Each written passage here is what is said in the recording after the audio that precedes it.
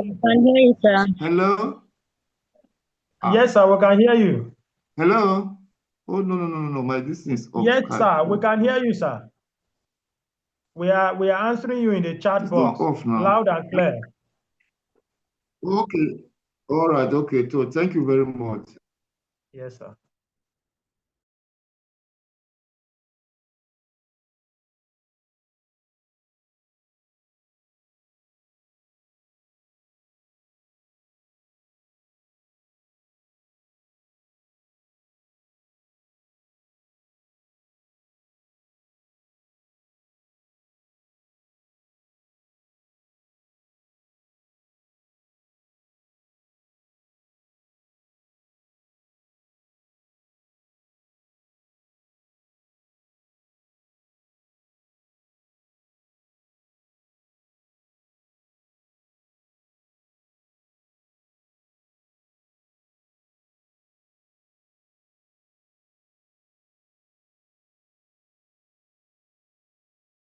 So,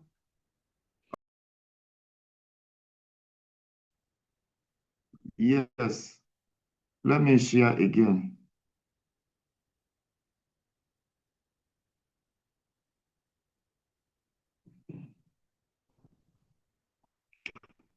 Hello? Okay.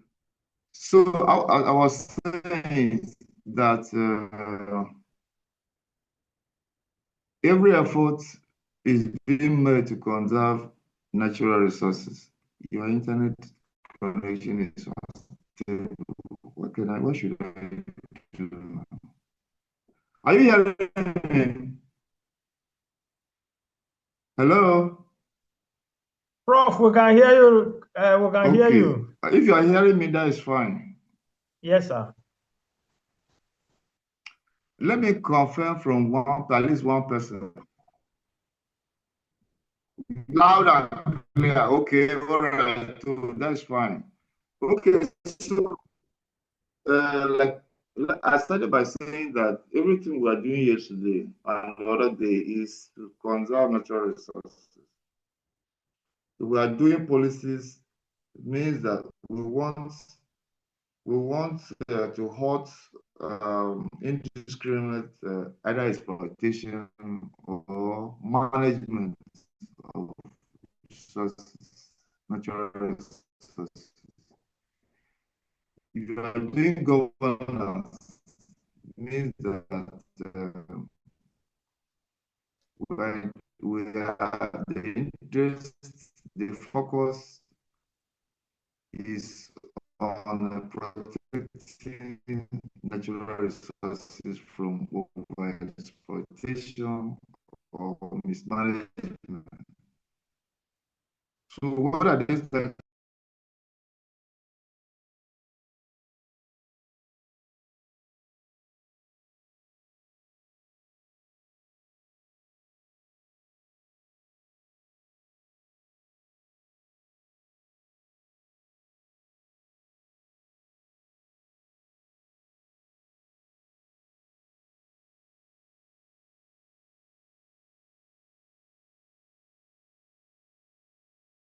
Prof, we can't hear you again. It's as if network has kicked Prof out. Let's look for him.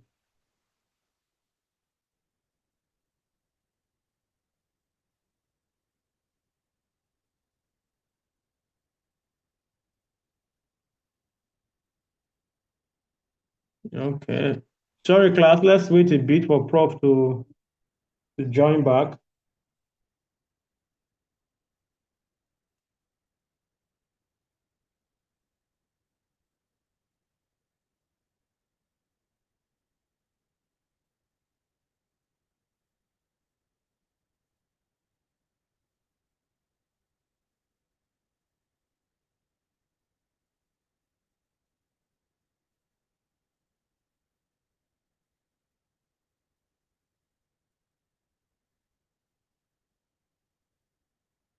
Network threw Prof out. Let's wait for him as he tries to reconnect.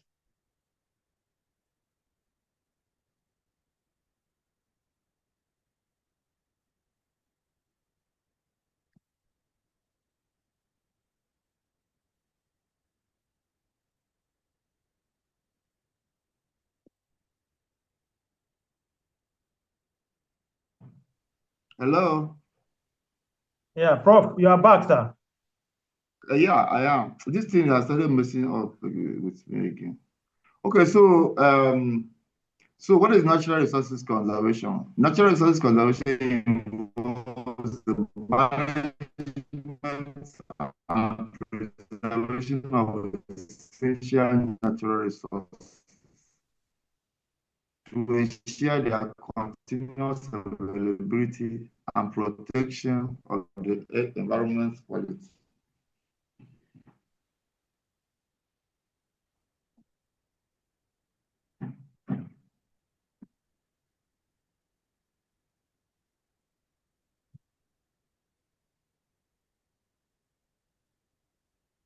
So I was saying that the natural resources that we want to conserve include the air, water, plants, fossil fuels, soils, rocks, and animals, all of which are vital for human survival and ecosystem. So, we have to protect these things because they are the one that is what gives us life, actually.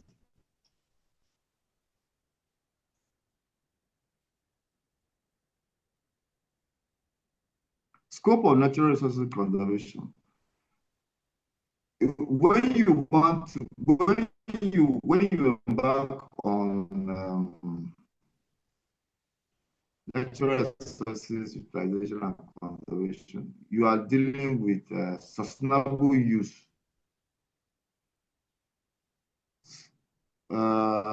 Conservation aims to use natural resources in a way that meets current needs without compromising the ability of future generations to meet their own needs. So you want to use so that the next generation will, even you will use later. Not to talk about the next generation, you will use later, and the next generation will also use as well.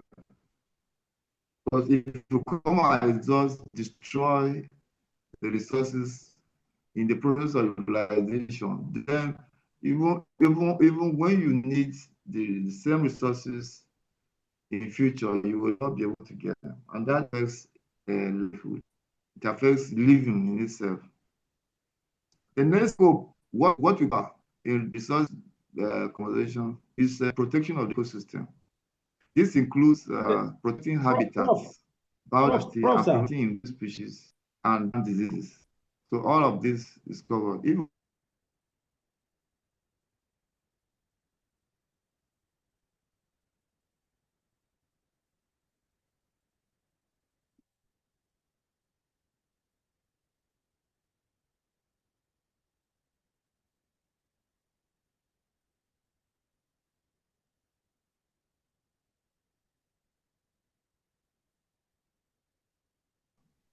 Yes, Ongo. Yes, sir. Okay, Prof. We weren't seeing your slide. That's why I wanted to. Oh, you're not seeing it. Yes, sir. Okay. Neko had not loaded Let it. me share it. Yes, sir. Let me share.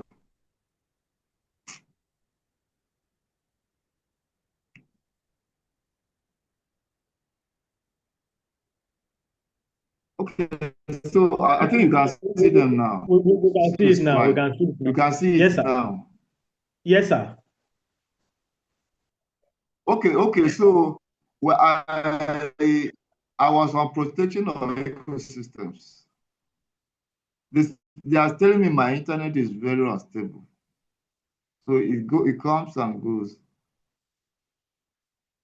So protection of ecosystems. This includes protecting habitats, biodiversity, and preventing invasive species and plants. So I was just saying that plant diseases can overwhelm a habitat. They can destroy the habitat in total by eating up, by killing the stems, killing the foliation, the vegetative parts. So you need to protect to that extent too. The efficient land efficient land use is also part of the scope in natural resources management. Conservation promotes the responsible use of land to support both human needs and environmental health. Reducing depletion. Conservation efforts focus on preventing the depletion of resources through reduced consumption, resource recycling, and reforestation. Because if you do these things, you're going to conserve the availability of these resources. Then addressing pollution, preventing pollution from various sources, including industrial waste, agricultural runoff, and improper waste disposal is crucial. So all this is the scope. When you are dealing with natural resources conservation, you cover this ground. That is the essence of that discussion. These are the things that you are going to be doing. What are the natural resources conservation practices? You have water conservation. This includes reducing water usage in homes, industries, and agriculture, as well as protecting watersheds and water sources. You know, if you go to some homes, because the water is free, the taps are always on, just discharging. If you are passing by, sometimes there is a burst pipe in your neighborhood. The water is just oozing out. Industries also use so much water sometimes, and agriculture takes a lot of water.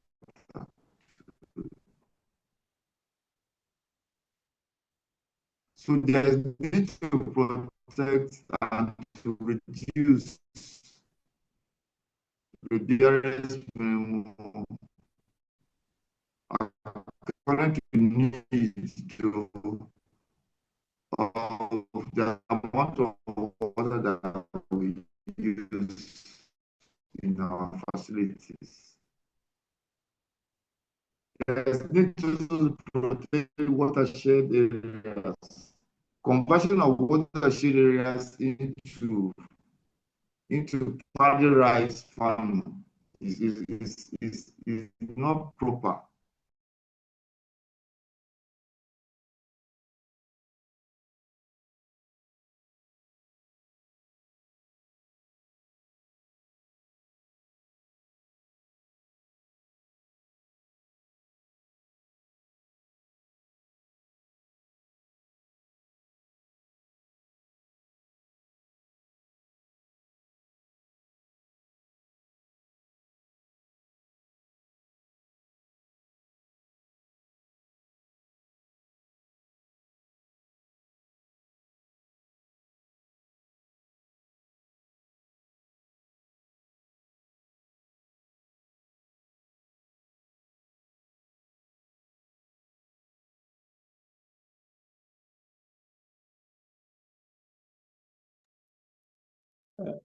Network has thrown Prof out again. So we'll wait for him a bit so that he can join us.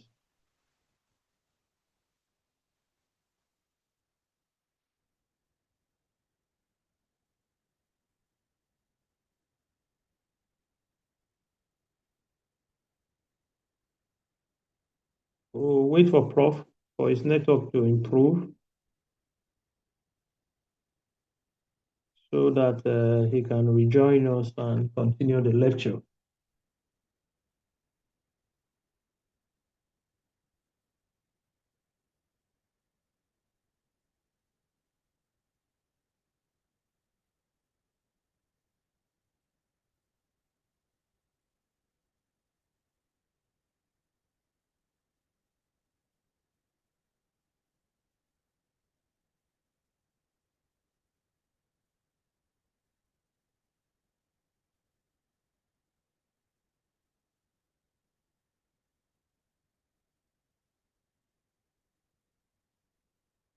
Okay, thank you. The audio output. So I think all of that is because of the network.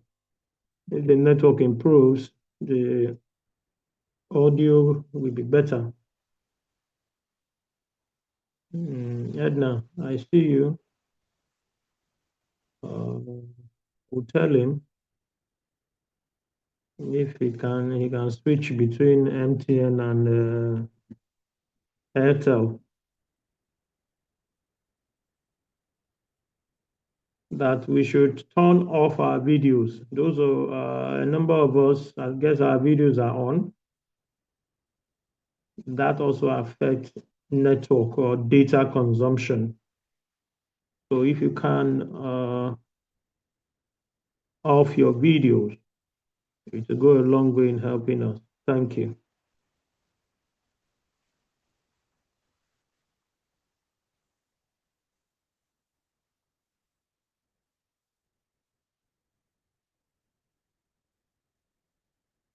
Prof can change his location, quite true. At times, he just need to move some inches away, and the network will just improve.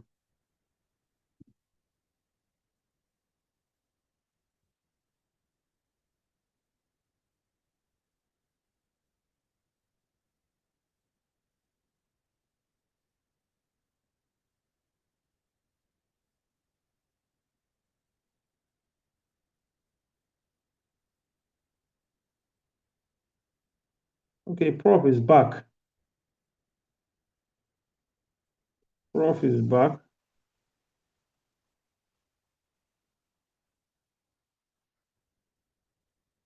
I'm trying to unmute him.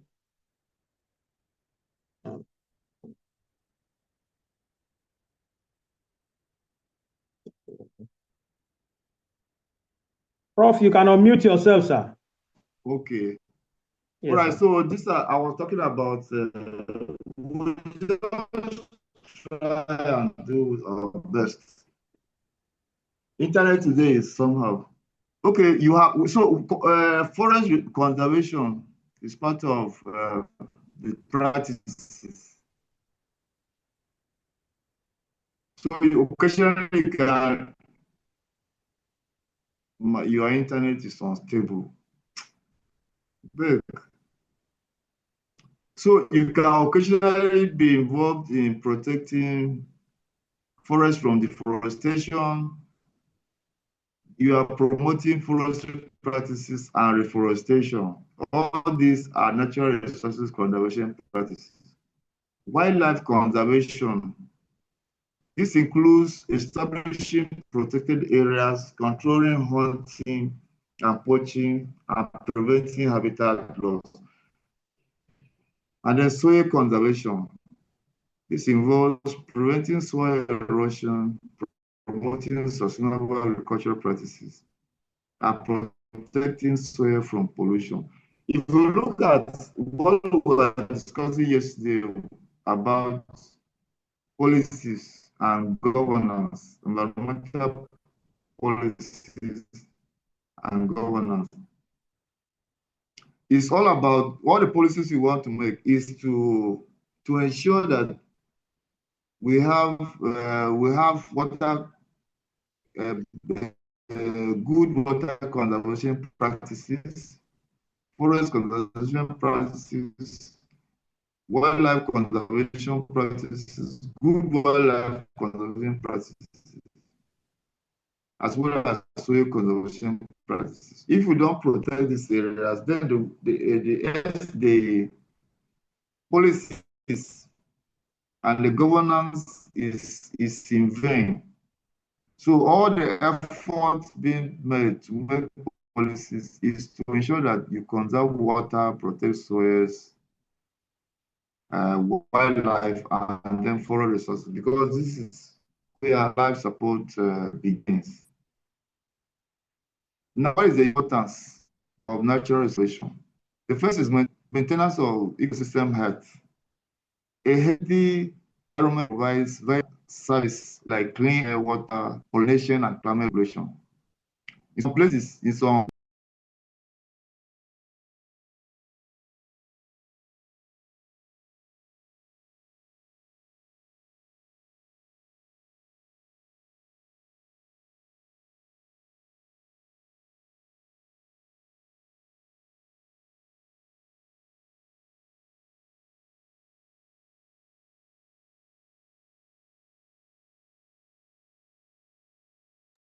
Yeah, Prof. Network has thrown Prof out again. Uh, I think it's a question of location, particularly. If he can change his location, it will go a long way in helping him.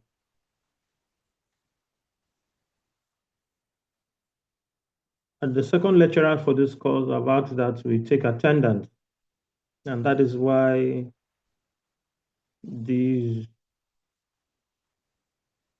lectures are or most times recorded. So the attendance has been taken for all the lectures. But I have this observation to make for those that are still using the name of their phones to enter meetings. We've said it here before that try as much as possible, change the name of your phone to your name. I've already collected that data, and for Monday and yesterday, and it is the names of your phone that is still appearing, not your name. There is nothing I can do about that by the time that data is going to be submitted. And she said it's 70%. So please change the name of your phone to your name so that we can take proper attendance. Thank you. Prof is back. Let me do my own now.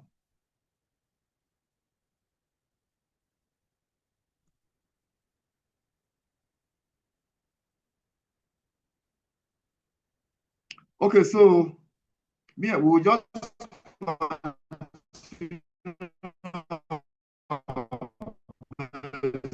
to do this. It's not my fault. I have two internet services that I'm struggling with. Hello? Your internet connection is unstable. Prof, continue, sir. Okay. I think I go So ahead. this is the importance. So maintaining ecosystem health, ensuring long-term sustainability, promoting economic benefits, and then improving human well. Hello? Are you hearing me? Or Yes, are you Prof, we hearing can hear you, me? sir. But yes, sir, it's breaking, Hello? but we can Are you hear. hearing me? Yes, Prof, it is breaking, but Hello? the network is not stable, but we can hear you, sir. Are you hearing me at all? Yes, we can. Are you hearing me? Is the class hearing me? Yes, sir, we can hear you, sir. Ah, No, sir, we can hear you, sir. it's In the so chat box, we are replying. Even in the chat box, we can hear you. okay, all right, too. It's So not whatever very you clear, can pick, but we can hear you, sir. you pick a bit. Yes, sir, we can All hear, right, sir. so natural resources, the importance is as stated on the slides there. Okay, so what are the S natural resources? Let's take a deeper look. Like, this is what we discussed. Yes, and okay, that's fine. I've not checked the chat.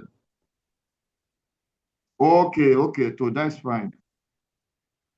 All right, so try to discern as much as possible what I'm saying. Okay, so this is what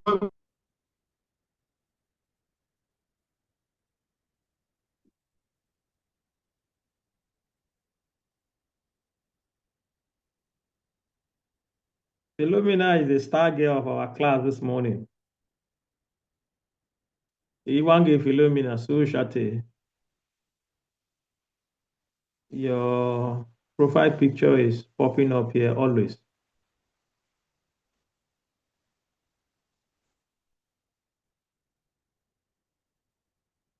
Okay, I was saying that we should all turn, some of you using your names at your the name of your phone as your name. We are taking attendance, and please, and there is someone here with a number, the 8391610 something. I don't know what that is. Change it to your name. You have been using this name from the very beginning. And over, even a tutorial was carried out on the student platform for those that should do that. You have not done it till now. So for the last two attendants, that is what we appear on the attendance, and the lecturer will not know who that is. So please change the name of your device.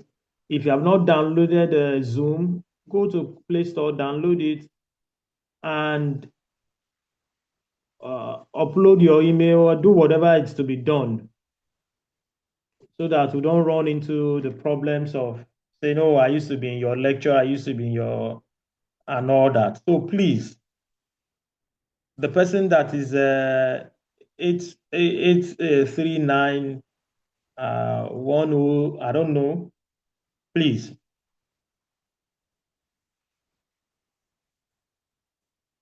Let's help ourselves.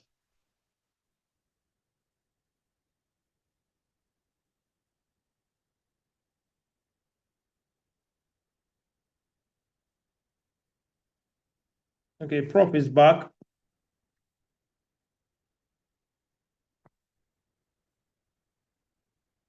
Prof, you can unmute yourself, sir.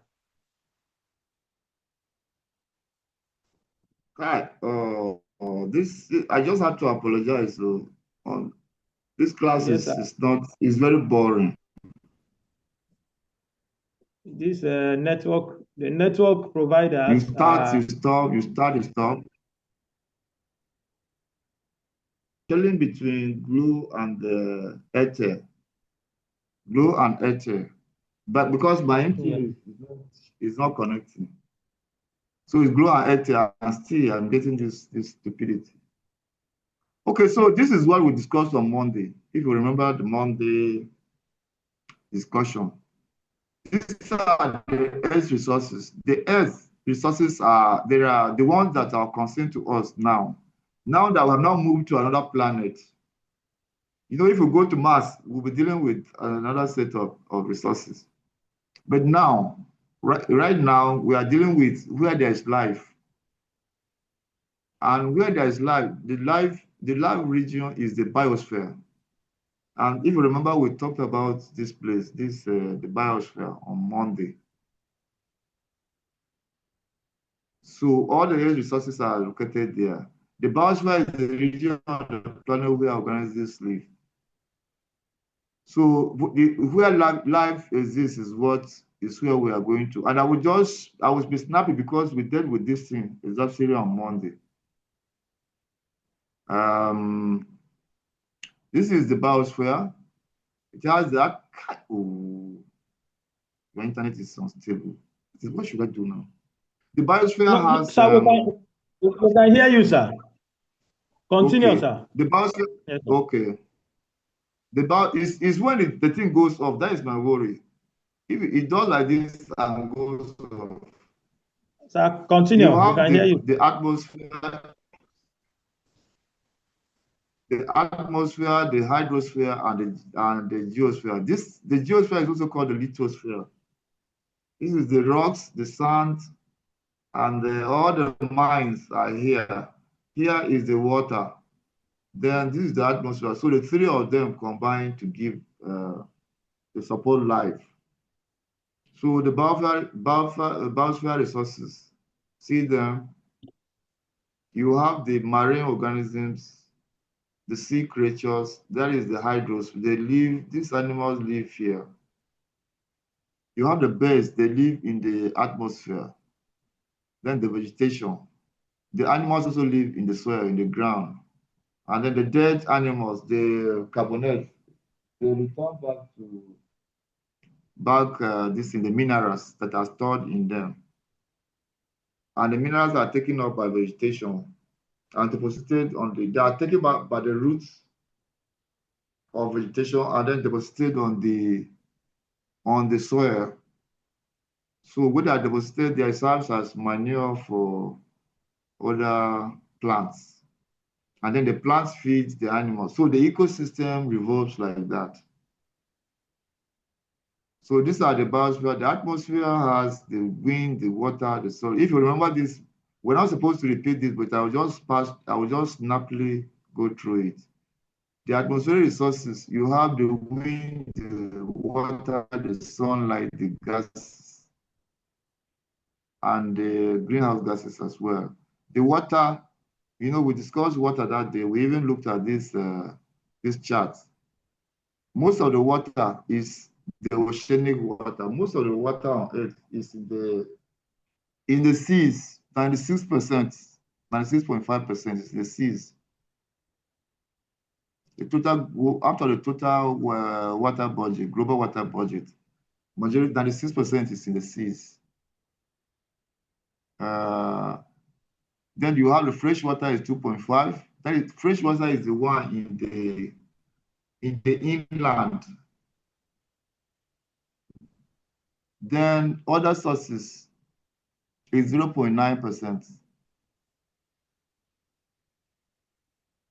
So I'm not the fresh water out of the fresh water, the glaciers, that is the ice, the ones in the polar regions, the one that is held up by ice in ice form is 68%, 68.7. This is the one that is in the ground. The groundwater is 30.1. Then the surface water is 12%. No, I think no, not 12, 1.2%, I think. So that would be more than, is it more than 100%? But the difference is only, I'm not looking at that thing, it's not very clear. It's only 1.2. It should be it's 1.2, not 12. Is it 1.2? Yes, 1.2%. Then the surface water, that surface water, the one that is in the ground and ice on the surface is this.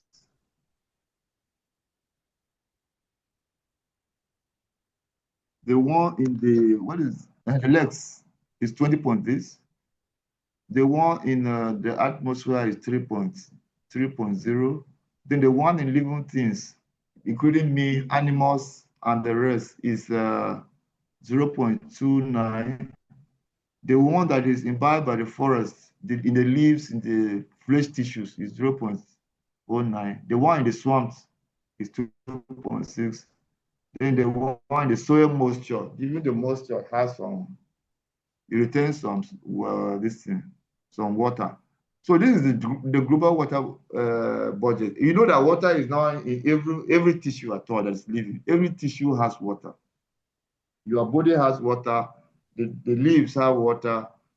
That's why when you squeeze it, some liquid will ooze out of it. When you squeeze the leaves, the soil itself, the soil is moist. That's why when you want to farm, if it is hard, you will not be able to farm. If it is so hard, if it retains some moisture, then it's soft for you to farm. And so on and so. So all the resources of the earth have water.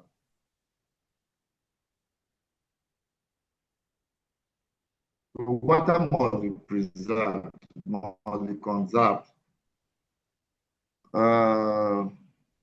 Then vegetation, we looked at vegetation, different forms of vegetation. You have tundra vegetation, the forest, the grasslands, and then the deserts. We looked at all this that day, that Monday, if you remember. Tundra vegetation, this is found in the Asia. Here, forest vegetation, there is the one we can see that is found within our own.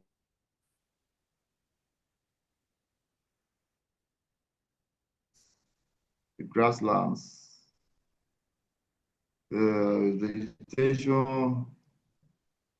This one too is okay. This one is found around Asia, Australia, Africa too. We have grasslands here.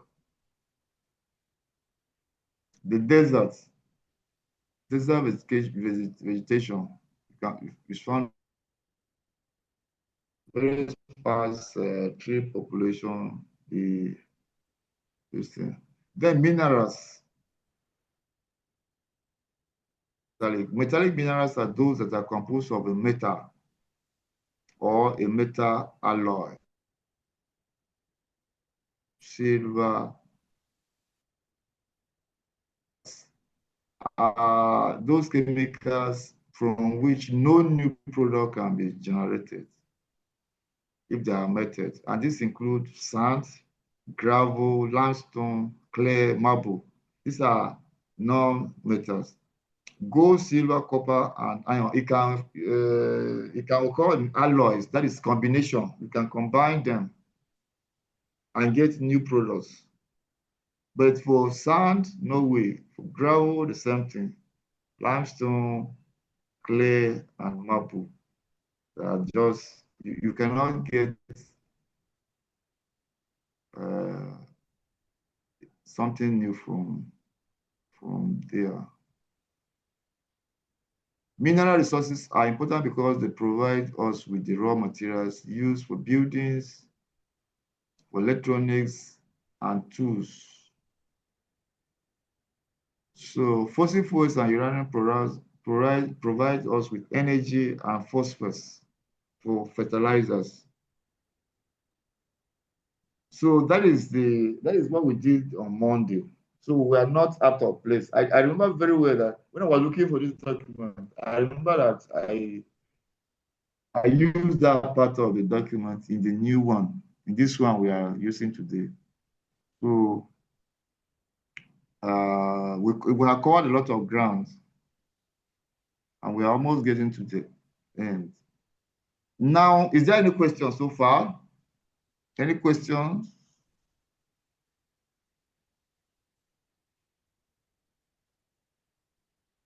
Otherwise, we deal with organization.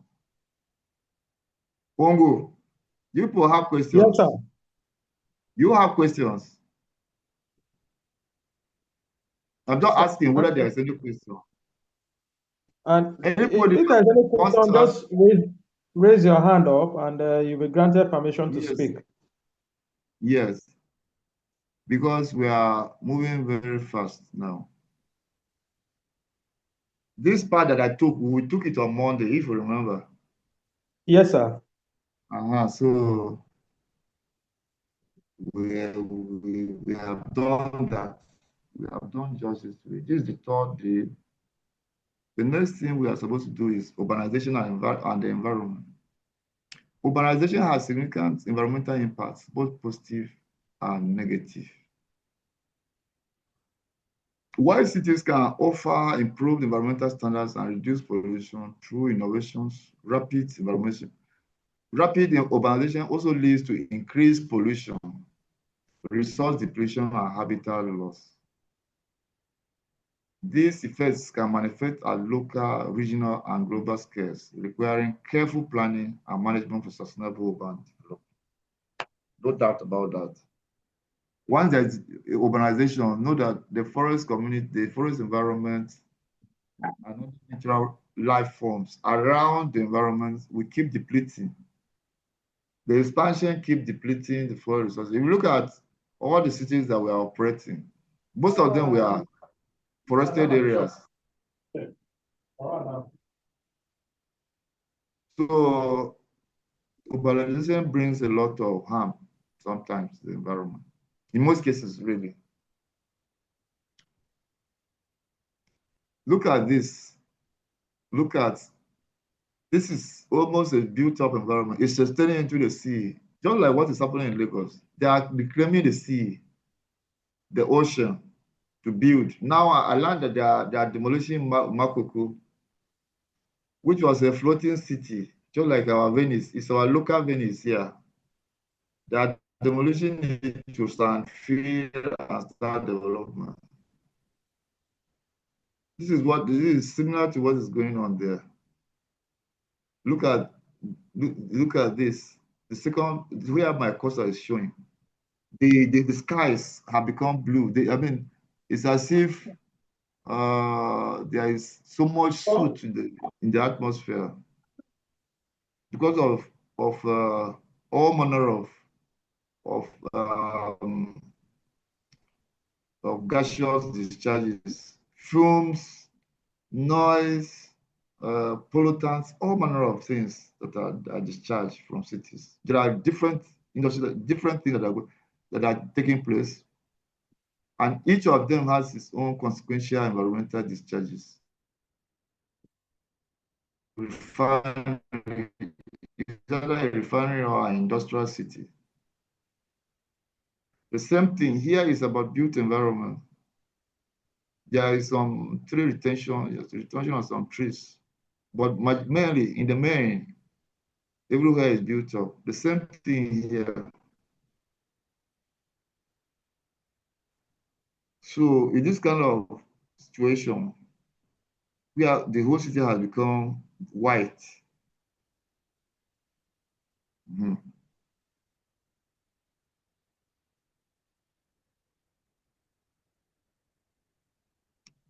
So what are the negative impacts of urbanization? Negative impacts. Urban areas generate significant air and water pollution, no doubt, with sources including industrial emissions, vehicle exhaust, and inadequate waste management systems. Resource depletion, increased consumption of resources like water, energy, and food in urban areas can strain local resources and impact ecosystems. Habitat loss and fragmentation. Urban sprawling and hello, hello, Ongo. Urban sprawl and development can destroy natural habitats and fragmenting ecosystems and isolating species. Urban sprawling is actually refers to the expansion of cities or of urban centers. That's what they call urban sprawling. So as a city will start very small, but as it starts developing, then it begins to eat up the vegetation, the space taken up by vegetation, by water bodies, feed everything and build. So that is what happens. That water-logged area has its own purpose. That's the own environmental services it is providing. So as the city continues to go, that is how you keep taking up, destroying natural ecosystems, and sometimes even creating more hazards. Look at now in the river, there is a lot of siltation. Sand is taking all the depth of the water, and that will promote so much of flooding. And then sometimes in the near future, you will start having water shortage in town because all the water will come and run away. There will be no holding base for the water because the depths that used to hold it have been taken up by silt and other debris. So urban heat islands, big cities, urban areas serve as heat islands because there is no way there is no shelter. See, they serve as heat island because heat is produced from various sources, from cooking, from automobile exhaust, from industrial activities, from the noise of machines. So this kind of it generates a lot of heat. So if you are coming from outside and you enter into a city, you are going to experience some heat shock because there is no cooling system. Unlike here, in this photograph where my cursor is showing, around this place, at least where you have trees, there could be some coldness. It will be cooler here than when you get to the upper area where everything has been built up. So that's why we say there are heat islands.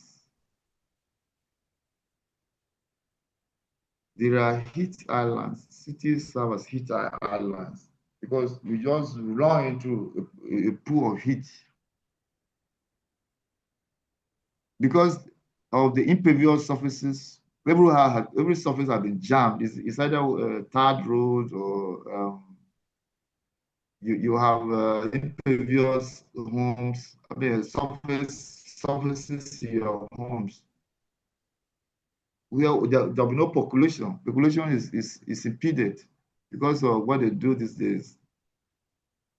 They jam the whole floors. So a lot of temperature, just less absorption of temperature of infrared. Infrared radiation is supposed to be absorbed by the soil and the vegetation. And then the remainder is the one that will reflect back into space. Now, everything is reflected because there is no surface that can absorb. So heat, a lot of heat, infrared is heat. The rays of light that hit the surface that emanate from the sun,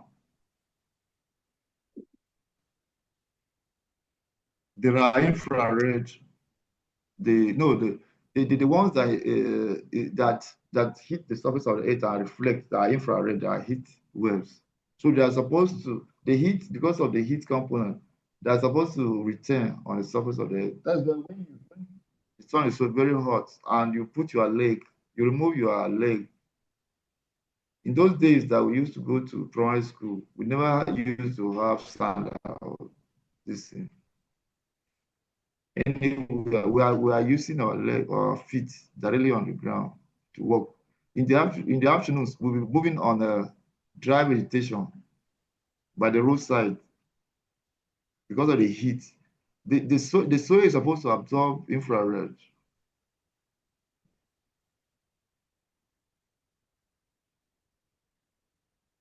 So that not all of it, the place will not be very hot. But if everything is reflected, then you have heat generated in the lower stratosphere. So that is that. So that is what makes the cities heat islands.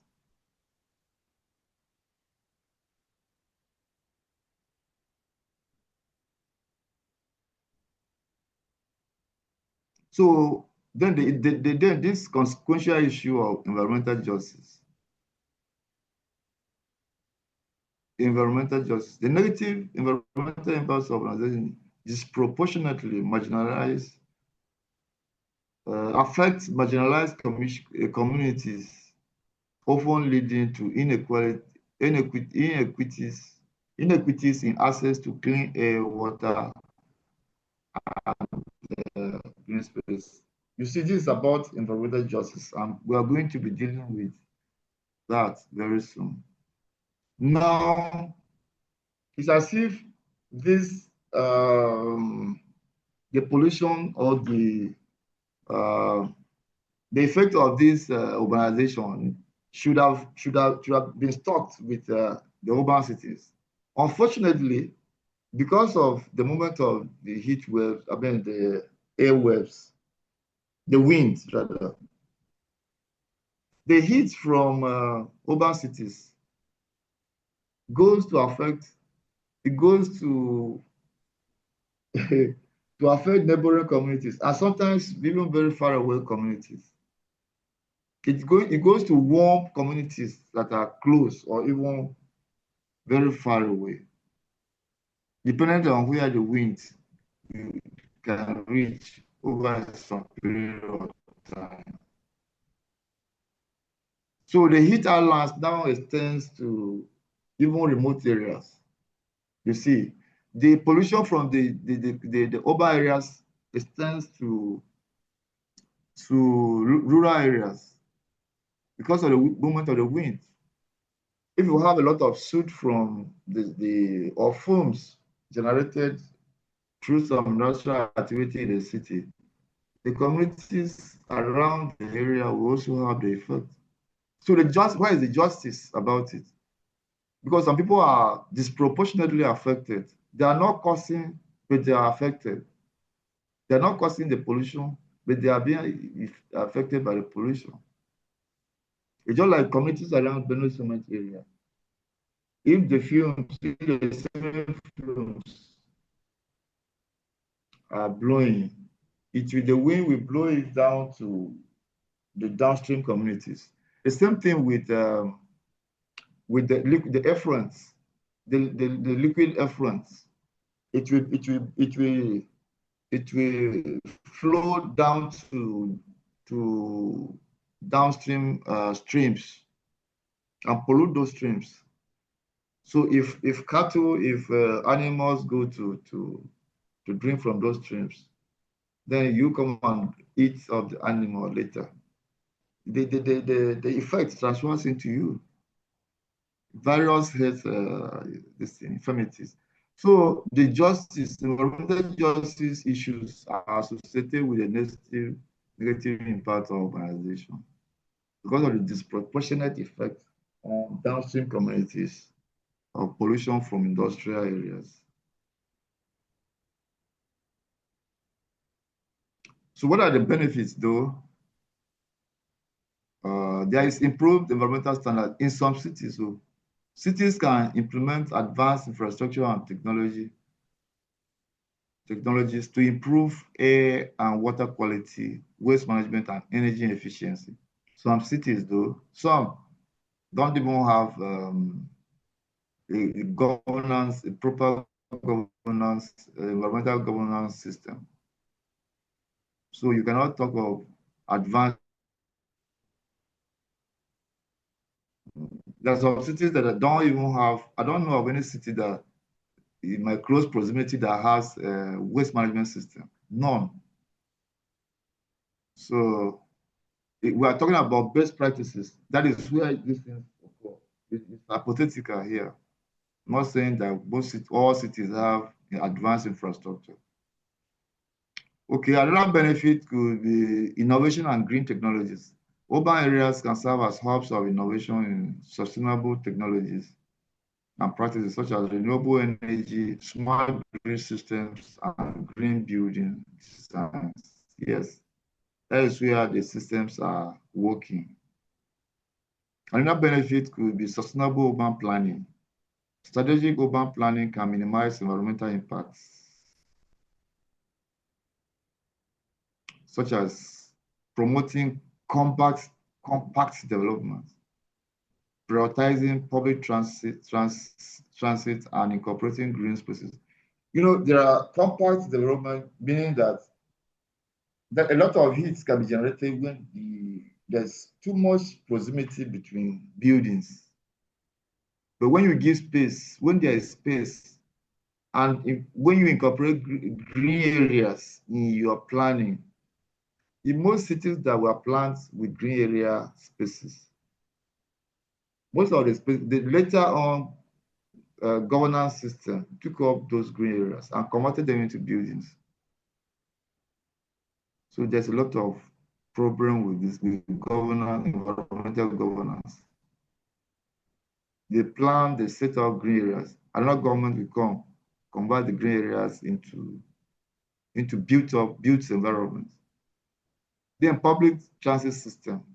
In a place where the public transportation system is efficient, the amount of heat generated from automobiles will be reduced because urban mass movement reduces fossil fuel combustion and the consequential effects of the emissions, the unbound hydrocarbon from vehicles, where everybody is supposed to hit the road. Now, all of them, they are just in one transit. So there's one pollution source. So there's reduction in pollution. So if there is an efficient transportation system, there will be less number of vehicles on the roads. If there is a good rail system, then that is even the best because the rail evacuates a lot of passengers on the road. So if the rail system is cheaper, If it is cheaper, then there will be no need for a struggling civil service system to be using, for people to be using their private vehicles to work or to other cities. So public transport is even in waste avoidance, under transportation, mass transit is the best, or what you call shared transportation. If 20 people have, they can decide to fill up 2 or 3 vehicles and move instead of 20 vehicles hitting the road at the same time. That reduces the amount of pollution on the road as well. So these are urban strategies, urban planning and management strategies that reduce pollution as a matter of fact. Then the green infrastructure, the use of urban green spaces such as parks, gardens, and green roofs. There is this concept of green roofs. You do flat roofs and then plant some vegetation on top of the, not trees, so there are vegetation, short vegetation that can just green the area, but the essence is to keep mopping carbon dioxide and some other particulates, absorbing particulates, absorbing heat, absorbing pollutants. So you can improve air quality, those green areas. It's either on rooftops or on verandas. High-rise buildings can have them, their corridors, their verandas, or even in the in-house, indoor, as a matter of fact, you can have indoor plants. They mop up pollutants from the system. There are a lot of pollutants that come out of our houses. So we sleep actually with pollutants. All the scents, all the kitchen fumes, all the, some people use herbicide, pesticide to kill mosquitoes. It's still in the room or circulating there. These are pollutants. So we live with a lot of, and even noise. Some people put up high volumes of music in their houses. So these are pollutants that can, pollution sources that can be in the cities. People are, I think they are aware of the existence of this. Even the amount of people that stays in the room. If you pack people, so many people watching, people go to watch, cinema is fine because there could be air conditioning systems that will take up most of the carbon dioxide is held. But in some areas, we don't have those facilities. So there's a lot of pollution going on there.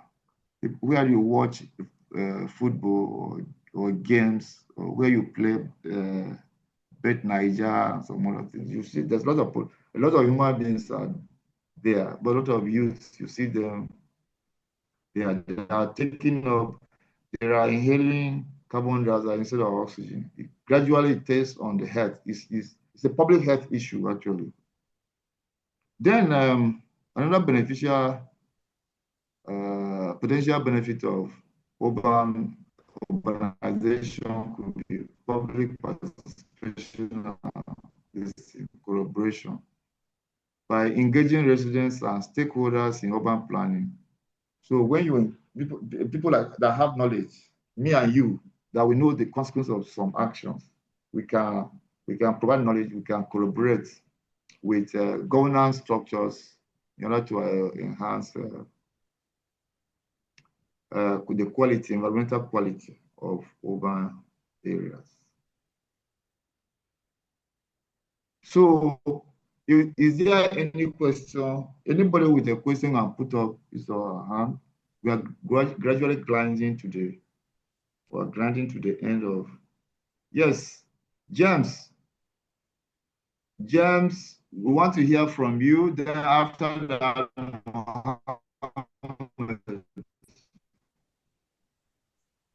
good morning, sir. Good morning, sir. Hello. Please, Hello. Good morning, sir.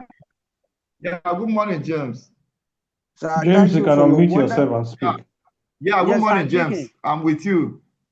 Okay, sir. Thank you for your wonderful presentation, Yeah, sir. hello, I'm with you. I'm hearing you, James. Sir, yes, I'm speaking. Yes, sir. I'm hearing you, James. Go, Can you hear? speak out. I'm hearing you. Okay. Okay. Yes, go ahead. My question is about resources The internet is conservation, not sir. allowing us. Hello, sir. Yeah, I'm hearing you. I'm hearing you. Okay, I say my question is about resources conservation. If we are talking about resources conservation, if you look at the population growth of the world, yes, population, resources conservation. Yes. Okay, and talking about conservation of resources, you discover that the population growth is growing day in, day out.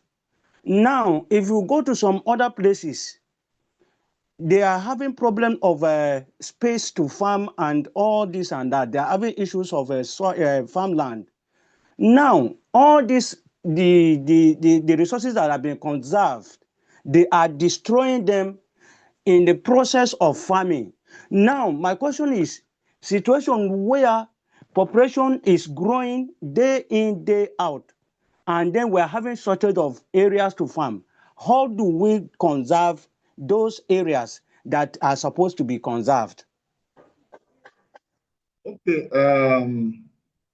You don't need to remove all vegetation on earth before you do your farming. There are improved farming techniques. Well, actually, this thing about total removal is an archaic method of farming that we are used to already. You are supposed to prepare your land by retaining some species, some very valuable species on the land. And you have to leave some area close to river, water points, water areas, drainage areas as protected area. What we do is that we run down everything just because of the farming that you're talking about. First 2 years, there is high, there is bumper harvest because of the nutrient. The third year and the fourth year, the area becomes, everything becomes, the place becomes, the top of you see gullies developing from the place. There's reduction basically in the yield. Why? Because the area has been left bare and then erosion has set in. Most of the topsoil has been washed away. And siltation has also occurred. You are destroying the water points. That your farm is no longer producing because you have destroyed it with chemicals. You have destroyed. So it's not about population. It's about management, strategic management of the soil, using improved agroforestry practices. This is what. And then the next thing is the even inland in-house farming is producing much more than that large area, this thing, the exposure of large swaths of land to beer farming. You know, the issue with hydroponics, there are most cities, most farmers now that use in-house structures that are controlled, that give much more yield than this thing. I know that for grains like paddy, but for fruits, some fruits, from fruits and vegetables, you can raise them in-house through some very modern farming techniques like hydroponics. For rice farming, there are more acknowledged sustainable practices as opposed to that widespread this thing. Yes. So it's not how large you open up an area. I know people that when they say 20 tons per hectare or something, 20 tons per hectare, and then somebody goes to open up 100 hectares, he ends up getting less than even 5 tons. So who has benefited? Are you telling me that, my brother, are you telling me that all the land that you opened you got all the yield from that land. You didn't. Because that is not how to manage that soil. That is not how to manage that soil. It's better you even open 10 hectares and then manage it well to get maximum yield than to open 100 or 200 hectares and say you want to feed to end up not getting anything. And that is the beginning of that of the destruction of that soil. Sorry. Thank you, sir. So Mohammed, go ahead. Hello, good morning, sir. Yeah, Mohammed. Good morning, sir. Yes, go ahead, Mohammed. Okay, thanks for the wonderful lectures. Yes.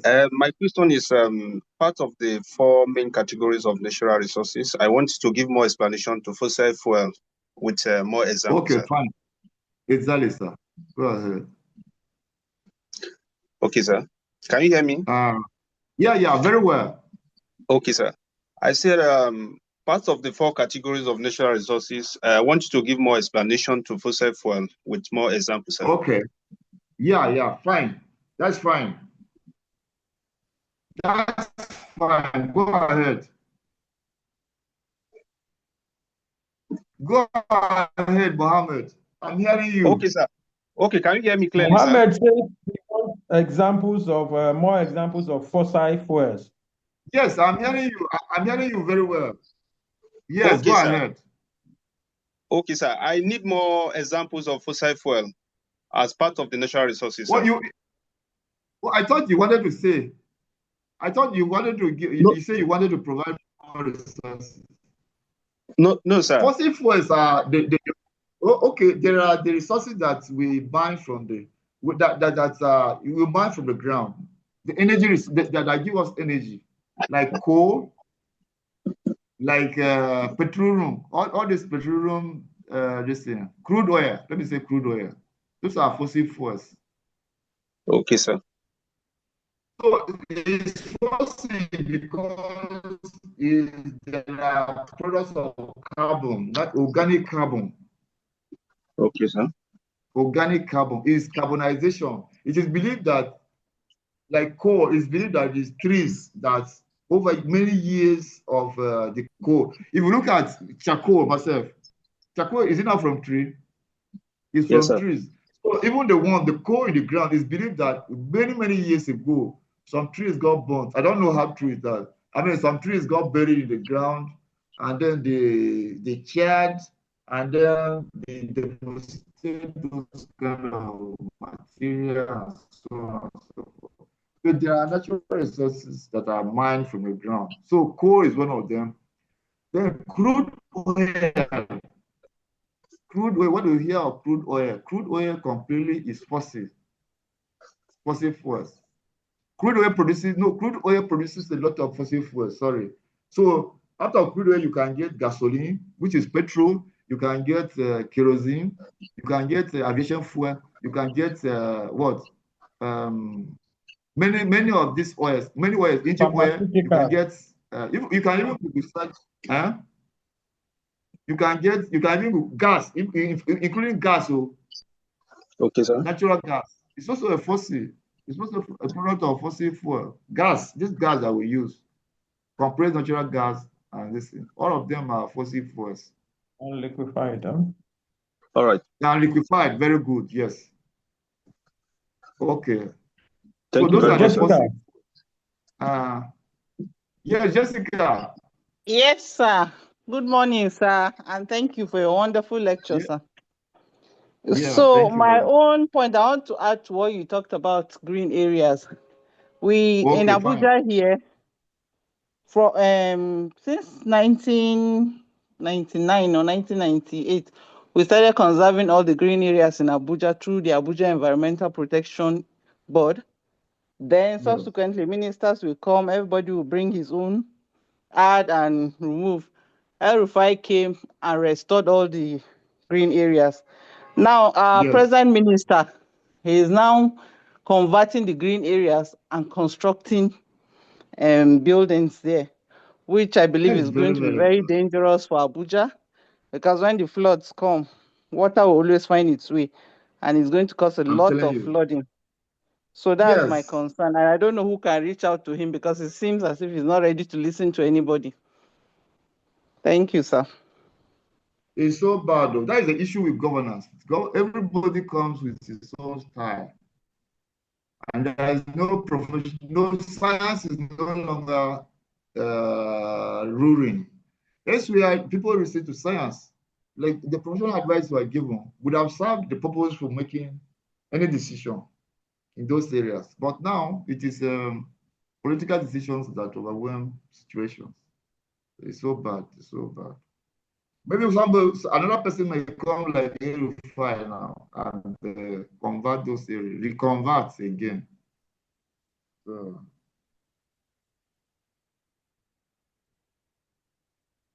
So what is left now is there just feels like I think 2 or 3 that are left, and we will not waste time. We'll quickly run through them so that tomorrow we'll be doing what we'll be doing will be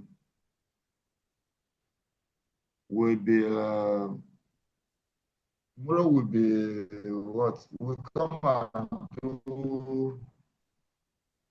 We'll start presentations tomorrow. I'm going to give you something to do. So tomorrow we'll start presentation. Tomorrow and next. I like people making presentations because it's one way of learning how to anchor sessions. So the last thing we are going to do, which is about environmental justice and ethics. Environmental justice and ethics. Environmental justice ensures that I'm not reading from the slides, though. I'm just saying, I'll give you a general overview of environmental justice and what ethics is supposed to mean. Environmental justice ensures that there is equity, or some prefer equality, but me, I prefer equity.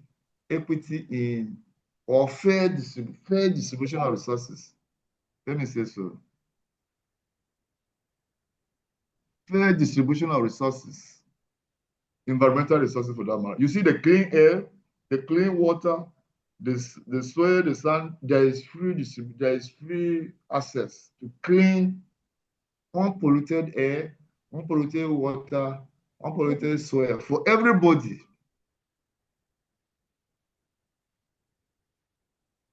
Okay? Not that you sit in the urban area, the remote area downstream or upstream will begin to have effects. That is injustice, because that person that is being affected is not causing that pollution. If you carry your waste and dump into a river, you may or may not have direct effects, but the person downstream is definitely going to have, because there will be blockage. You have started taking up the depth of that river, so that is how siltation will start setting in. If you are farming close to the drainage area, that farming will destroy the watershed, the vegetation that holds the strength of the banks of the drainage area in shape. And so you start having siltation, you start having mass wasting. That is the falling of the size of the drainage into the loss of soil from the size of the drainage, and then the deposition into those streams. So that is what creates death of streams. So your stream will die because of that, and then the downstream, that situation will continue to some extent. So the people downstream will also be affected. So it will have been justice if what you cause, you inherit the effect alone. But because environmental issues are not localized, you will cause, sometimes you have effect, and then downstream, so there will be effect. So that becomes injustice. So environmental justice ensures that everybody should have access to the best resources of life. Resources should be conserved. If you over extract resources, and then future generations are not able to access those resources for their own needs, that is injustice. So if we conserve the utilization of resources, if we protect the environment from pollution, it will be safe for you and for future generations, and even for areas that are not polluting, which might be harmed as a result of your activities. So that is what justice, environmental justice, is all about. Ensuring that the environment is safe for everybody. So you mind your own activities with regards to soil, with regard to air, with regards to water, and then with regards to the forest and the natural environment. How you use these resources and how they are likely to affect you and others. If the utilization is done with best practice, then you are likely going to, there will be justice, because everybody will have access to the best resources of life. But if the practice is abnormal, then you're not going, even yourself, your community, and those around you will have a significant effect. So justice is to the extent that everybody has free access, and it has equitable access to clean in the best form, the same way you inherited it from your ancestors. That is how you are supposed to pass it.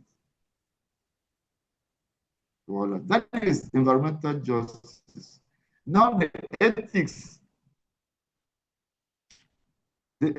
are dealing with what are the practices, what are the codes, the practices that people are supposed to imbibe. What are the practices? Like every profession has its ethics. People that are environmentalists, they have their own code of ethics.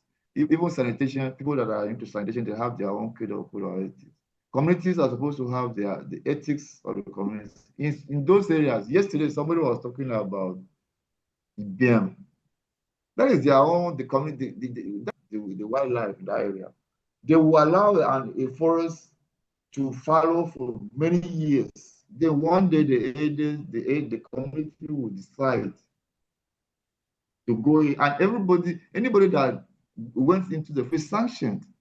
So the environmental ethics are the principles that and strategies that the environmental are supposed to imbibe to protect the environment for justice to reign. So that is what I want you to have that in mind as we look at these two slides on environmental justice. So environmental justice and ethics are intertwined concepts that examine the moral relationship between humanity and the environment, with a particular focus on ensuring fair treatment and protection for all people, regardless of race, income, or other factors. Environmental justice addresses inequities, environmental burdens, while environmental ethics explores the moral implication of human actions on the environment. So, why environmental justice is looking at fair distribution, the availability of resources in the same manner that any other person has, no matter whether he's rich or poor, whether he's race or brown or whatever, poor or rich,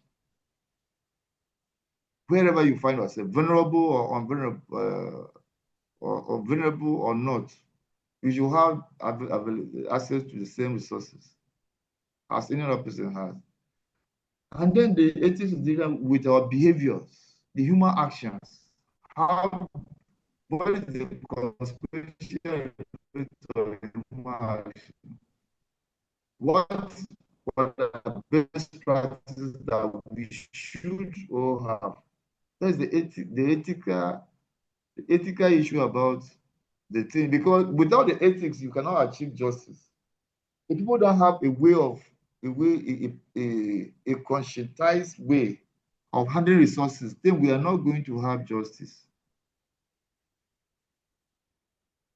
So justice focuses on the fair distribution of environmental burdens and benefits. It recognizes that marginalized communities often bear a disproportionate burden of pollution while lacking a voice in the decision-making process. So even in decision-making, justice ensures that every part of the community, the lowly place and the highly place, should have should have a voice, or at least be considered in the decision-making process. Those making decisions, you should know that this kind of decisions are going to affect all categories of people. Those that are in the valleys, those that are in the highlands, those that are in the urban sector, those that are in the remote area. It's going to affect everybody. So the decision should have a fair, inhuman face to all the categories of people that are involved. Environmental justice advocates for equitable treatment and meaningful involvement in environmental policies and regulations, ensuring that all individuals have a right to a healthy and clean environment. So it's a right.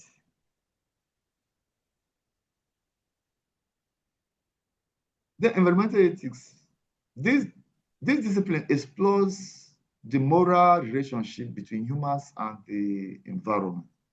How do we, what are our actions? How do we react? How do we handle environmental resources? What are our actions? How do humans behave? Okay. It examines the value of the environment, the moral status of non-human entities, and the ethical implications of human actions on nature.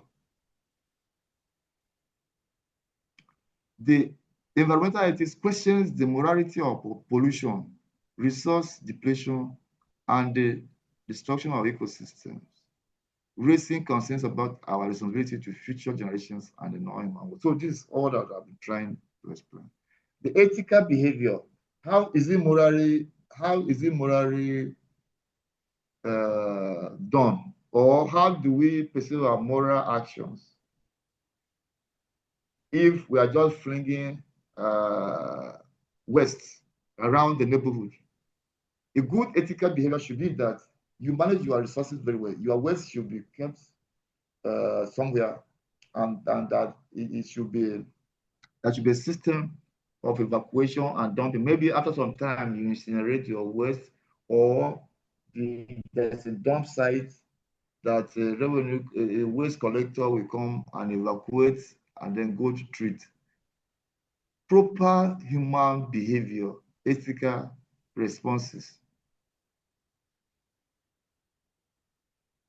Because if you are polluting and the pollution is affecting another entity, it's not right. You are depleting resources. You are mining crude. The mining and transportation is destroying livelihoods. That is unethical. You should have clean exploitation systems. And you should be mindful of the kind of destruction that your activities are causing to the environment. So the interconnectedness between environmental justice and ethics. Environmental justice draws from the ethical principles to argue for fair treatment, while environmental ethics provides the foundation for understanding the moral implication. So the ethics, environmental ethics is more about your behavior, your moral behavior, morality. How do you look at what you do? how do you look at it? That is why every profession has ethics, code of conduct. What is a code of conduct? And the breach is always sanctioned. You sanction any breach of conduct. The medical profession has its own ethics. And these ethics are deliberate so that they can guide the conduct, so that there can be justice.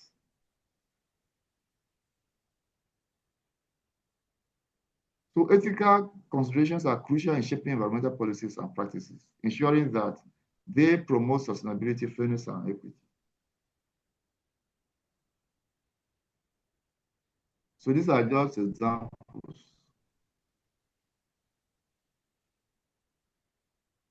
So importance of environmental justice and ethics. Addressing environmental justice and ethics concerns is vital for protecting public health, yes, promoting social equity, and ensuring a sustainable future for all. By integrating these concepts into environmental policy and practices, we can work towards a more just and sustainable world. So, like I said, if there are no ethics, then there can be no justice. If there should be a way people can handle utilization of water resources, utilization of air resources, utilization of soil resources, and then vegetation. So the policies are there to guide the behavior, and the people, the implementers or the utilize what do you call them, resource the resource users, people that are using resources are supposed to have particular moral behavioral attitudes, which we call ethics, that will guide the utilization so that the effects of their action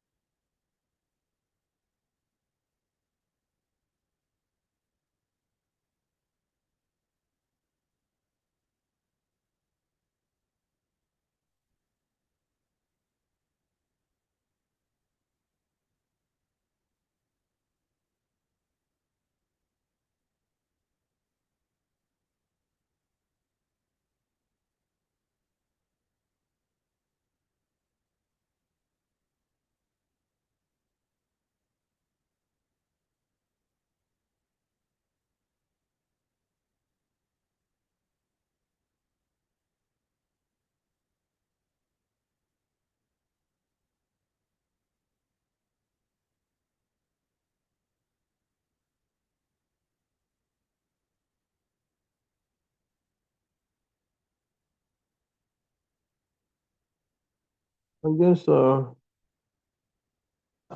we lost Prof again.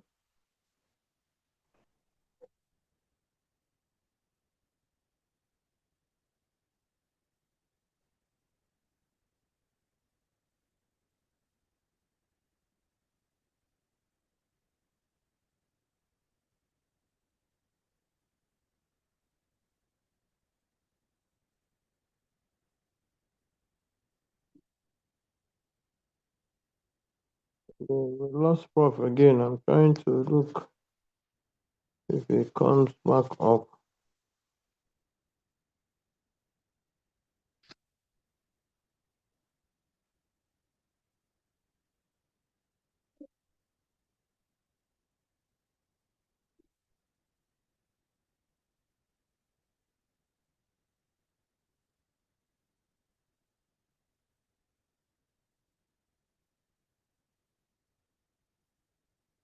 We're going to wait for Prof.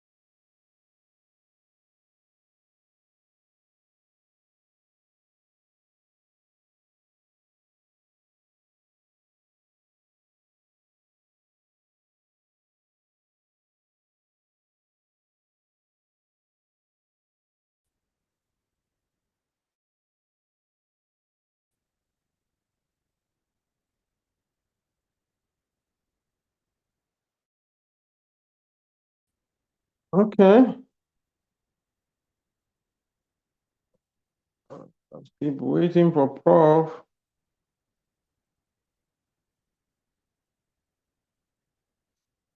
But I want to repeat what I said before concerning attendance taking. See someone joined the class, I think with Spark, see something. Another person is HP. Please do well to rename your devices to carry your name. I can see Nelson U.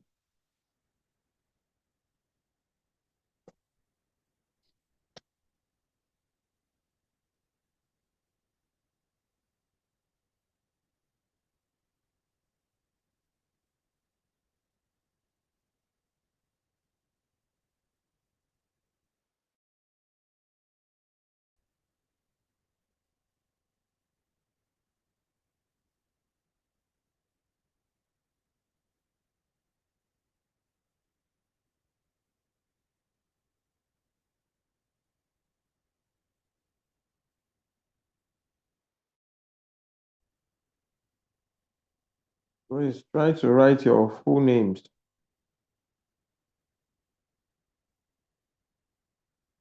There is a Techno Spark 8C. The system can't identify who that is. So please try and do the needful.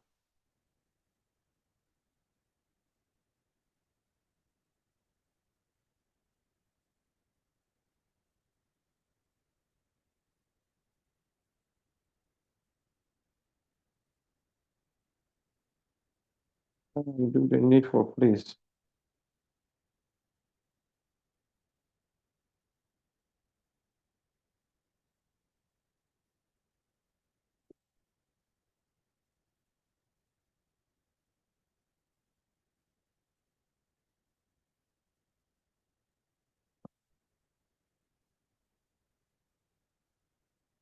We're waiting for, I'm searching out for Prof. He has not been able to rejoin the meeting.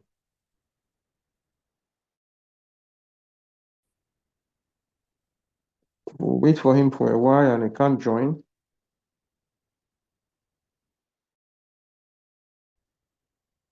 Yeah. Someone is calling for environmental courts.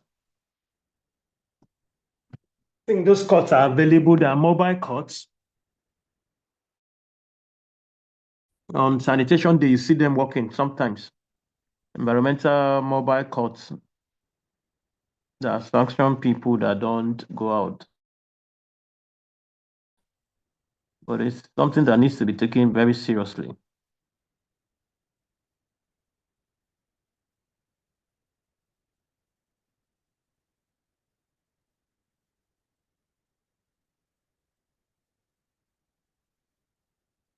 Spark C, you're telling us your name in the comment section, and the system does not identify you as what you are posting in the comment section. Do what you're supposed to do. Rename it. If you don't know how to do it, you can chat somebody on the group or put it on the group, and we will carry out that tutorial again so that you do the right thing.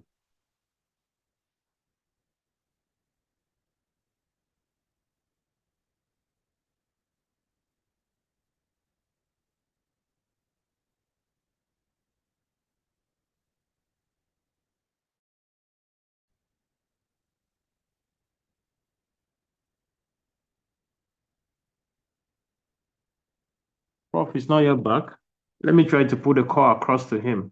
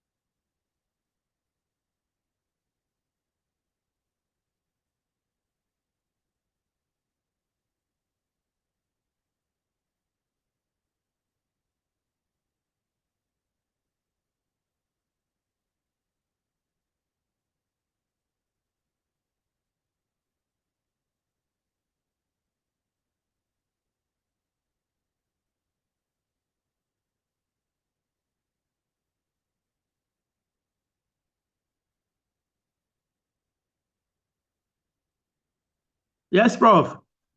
Yes, Prof. I can hear you, sir. Yes, sir. I can hear you, Prof. I can hear you, sir. I can hear you.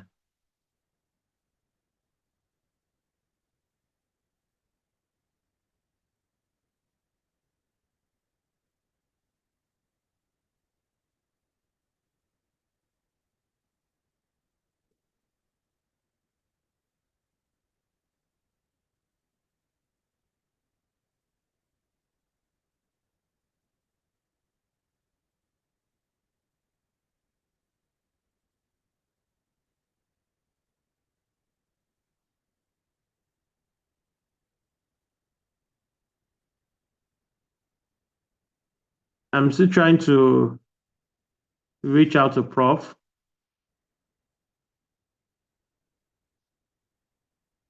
But I think the network at his end.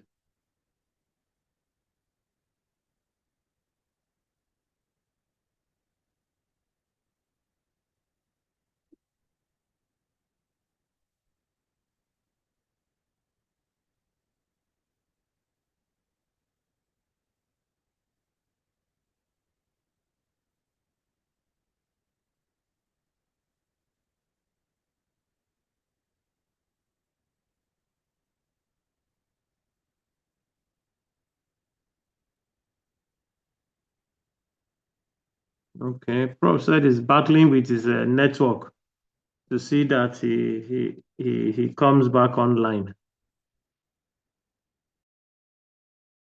Prof said he's battling with his network to see that he comes back online. So we still have about 15 minutes. So maybe let's give him some more time so that he comes off and finish this segment of the lecture. I think it's just a slide or two that is left.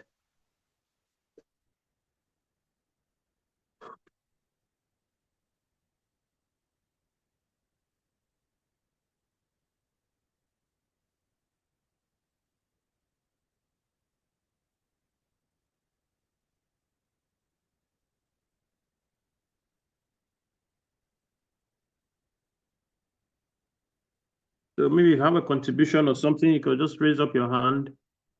We'll give you the floor for you to speak so that we'll not just be quiet and waiting.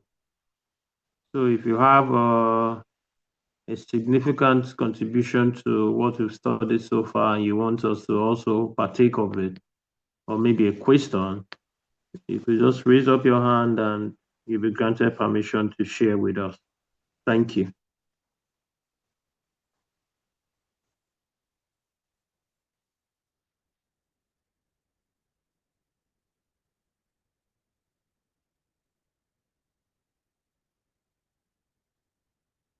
Okay, there's a question in the chat box that says, why do governments, particularly Benue, approve refuse dump sites instead of establishing waste treatment and management plans? I think it's what we've been talking over and over again.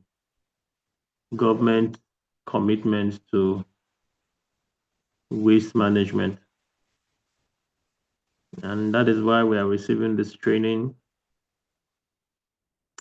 to say that we become advocates for the environment.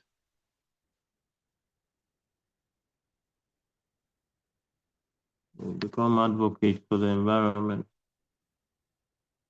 Okay. Prof, just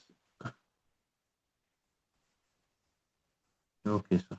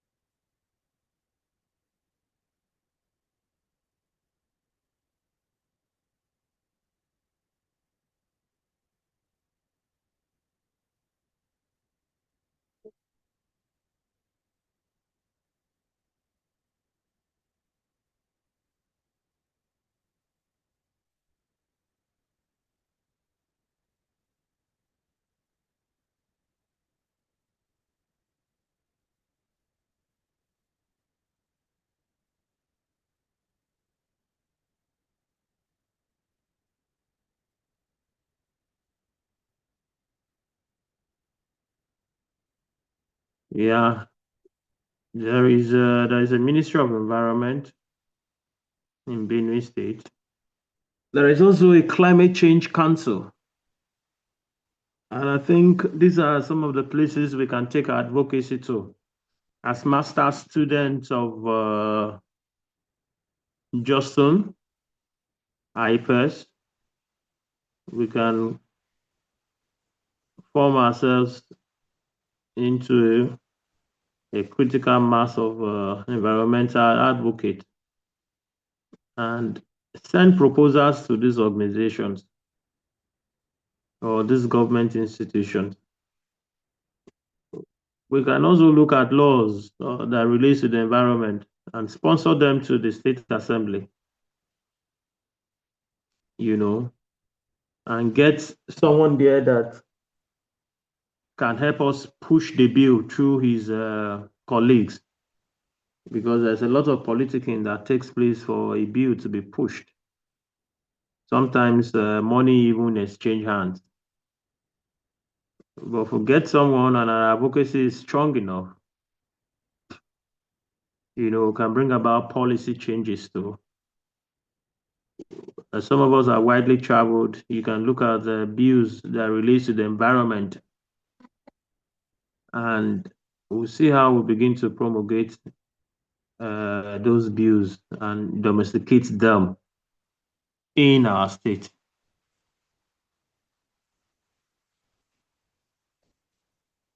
Okay.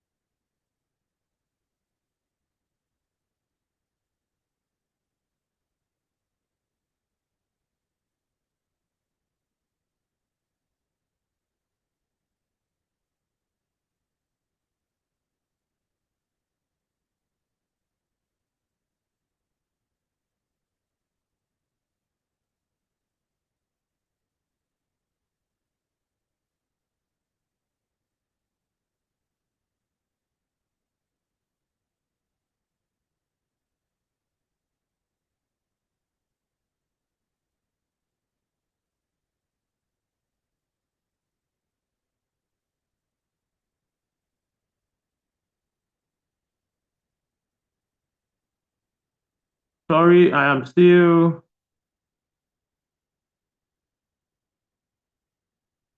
I am not due for election yet, sir. Mr. George, I'm not due for election yet. Those people have taken my share for a long time. Yeah, but we can push. We can do a lot of pushing. We can do a lot of talking. We can do a lot of lobbying, through people that understand, the environment. We can pick on somebody. Okay, someone just said there is a Benue State policy on environment 2013. There is a climate change bill. Yeah, currently. I think by the grace of God, there's a public hearing. You are very informed. You are very informed, Mr. O.C. I am also privy to the bill before the National Assembly. I'm also aware that about 1 point something billion has been voted for the climate change council, and public hearing is soon.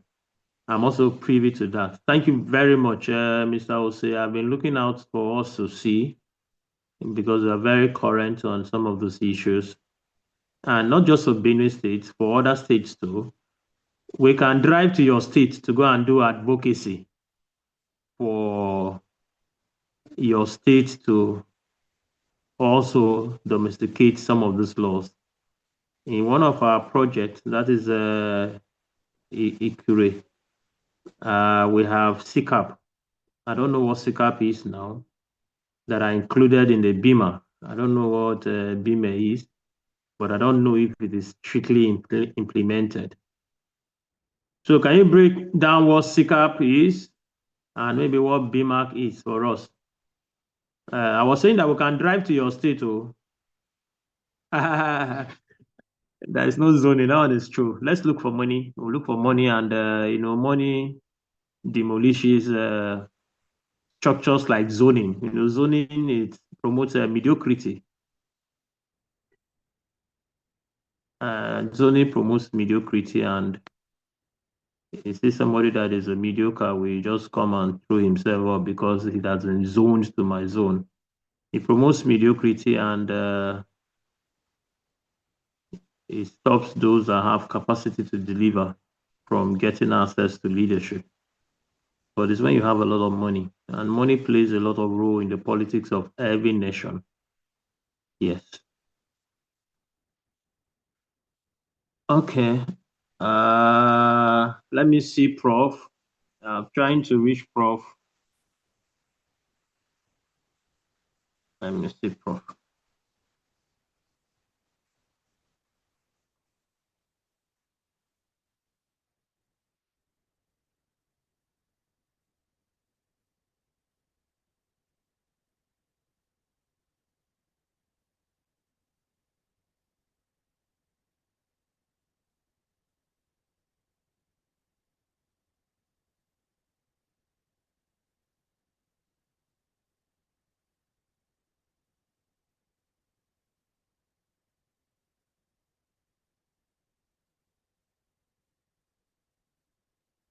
All right, thank you very much. Prof has given us an assignment. It's going to be both group and individual. We've not concluded on the individual side of it, but as soon as we conclude on that, we let us know. But they have asked that we adjourn the class till tomorrow. They have asked we adjourn till tomorrow for us to continue the class. So we'll stop recording at this point.